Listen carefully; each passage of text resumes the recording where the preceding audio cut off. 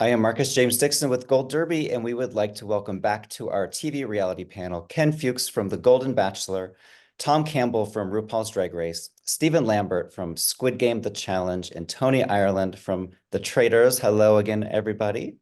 Hi. And for this roundtable question, I would love to know why you think unscripted and reality television connects with viewers at home so much. And it's just getting bigger and bigger, the genre. Ken, I'll start with you. What is your feeling on that? Well, I think clearly they relate to in the case of the Golden Bachelor, it was just so relatable, and they saw people they recognize in their lives, in their real lives, and in themselves. They saw character traits that they recognize in themselves, and we throw around that word authenticity a lot, but really, the shows that are successful and that shows that are represented here today capture something there that viewers just can really relate to. And Tom? I mean, I think it's just real. And I know with Drag Race, we say this very pompous thing, but it's about the tenacity of the human spirit. There's real joy, there's real triumph. And you can script that, and great movies and great things can be scripted like that. It's hard to capture something that's as authentic as, as much as we create this sort of board game and this format, it's really there to help them tell their stories, to share their art. And I think that's thrilling to people. And joy is a big thing. I think that's always a part of our DNA. And I think now more than ever, people are looking for happiness and joy, which is unique to a lot of these shows. You know what I'm saying? That there's heart to them. There's not just another dark day of headlines. And Stephen, what's your theory? Well, I think if a show is well designed, you're putting real people into a situation that generates a lot of drama.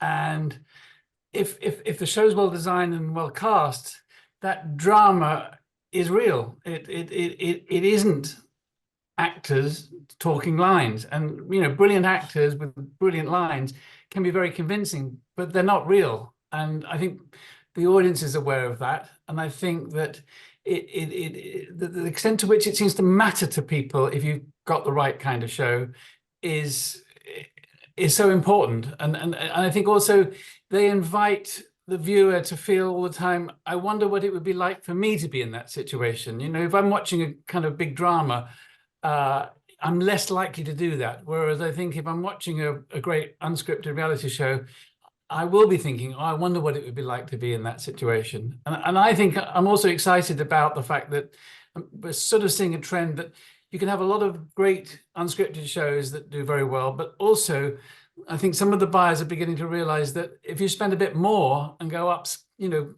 be a bit more ambitious about your unscripted shows, you can have something that will pull in an audience as big as a scripted show. And I think that's really exciting. And Toni? I totally agree. And I think there's been a slight shift in sort of reality as well, and away from mean and more into warmth and into success. And as everyone's saying, you'd like to see the human spirit and people succeeding at things. And I think all of these shows have that. And I think even though with the Traitors, it's a celebrity cast, I think it's the representation on screen as well, and potentially seeing yourself. I love that all of these shows include older contestants as well. And I think that's a real thing for us. We definitely had that in Traitors with John Burko. It's these people have such incredible life experiences, and they're really interesting people that you like to see them talk about their lives and bring that life experience to these shows. Yeah, I think that's a really good point about the age range. I think there was a period when people thought that reality shows tended to be cast with young people because you were trying to appeal to young viewers.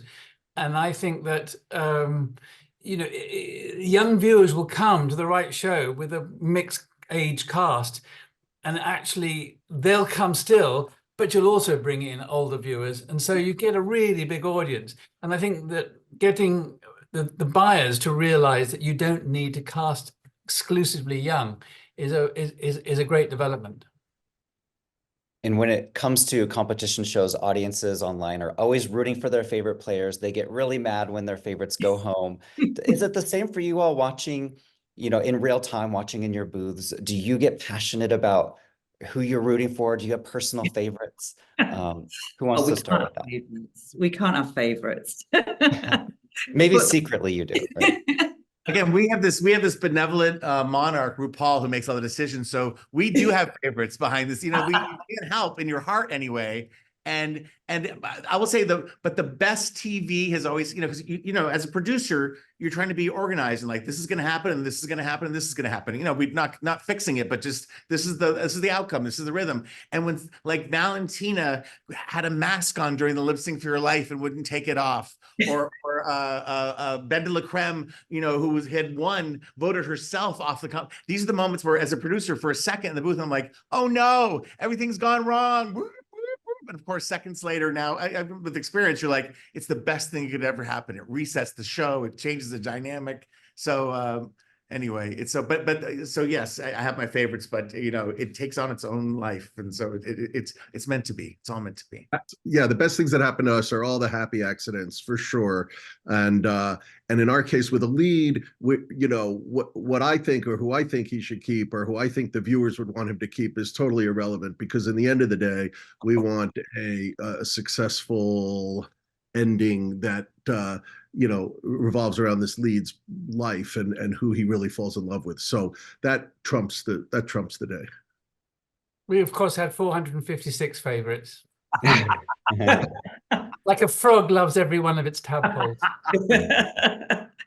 I think that's really important on Traitors as well, that we're very sort of hands-off as producers. The cast walk into this game and they have to make their own decisions. All our producing comes in the pre-production. So even when the Traitors are in the turret and they're going towards someone and I'm like, oh God, I really don't want that person to be murdered tonight.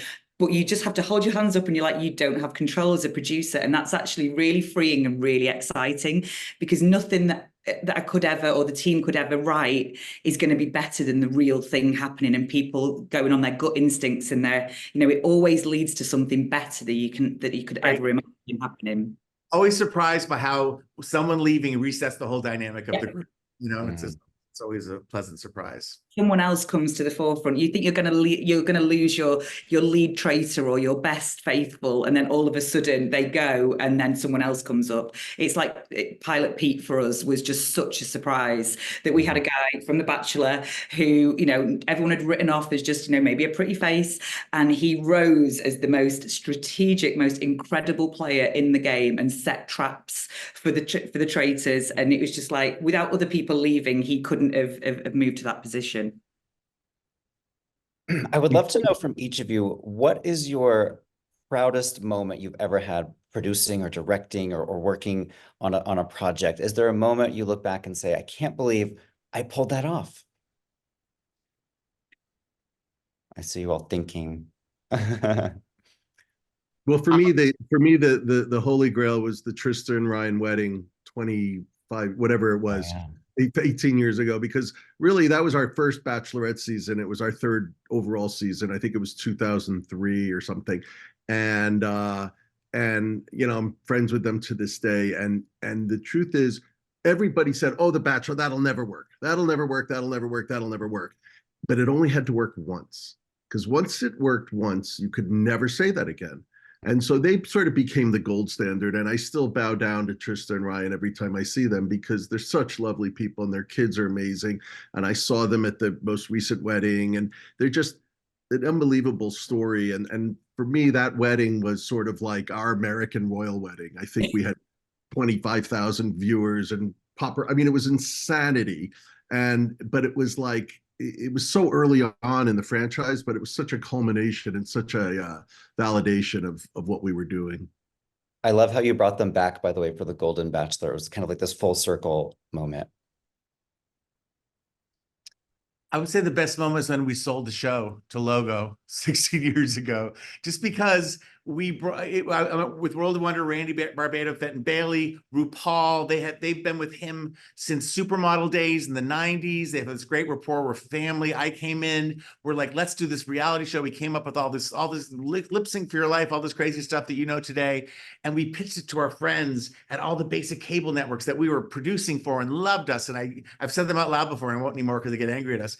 But it's like everybody sort of looked at it like, oh, you know, we love this idea. We love Ru, we love you. But, you know, we can't do this kind of show. I can't go to my ad guys and I can't. I just can't.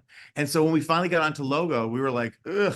At the time, we're like, logo, you know, because it barely existed. And it was like, but Brian Graydon gave us the chance, and it turns out that that was the best course, because logo, after 8 years, led to VH1, led to I think we had our first Emmy like 8 seasons in or something, and then now we're on MTV. But thank you, Chris McCarthy, for taking us wherever you go. But and still there's this backlash politically against drag and against gay people. And so every season, and I'm not being a scaredy cat, but it's like, you feel like this could be the last one. Someone could shut it down. It could be not in someone's, you know, with all these mergers and then you just wonder. So I think the fact that we get it on the air and that the people, and it takes a village, I can't take credit for that. It's a lot of things, but I've said it before, but it's like we're the acorn that grew through the crack in the sidewalk into a tree. So I'm feel blessed every day that we get to do it.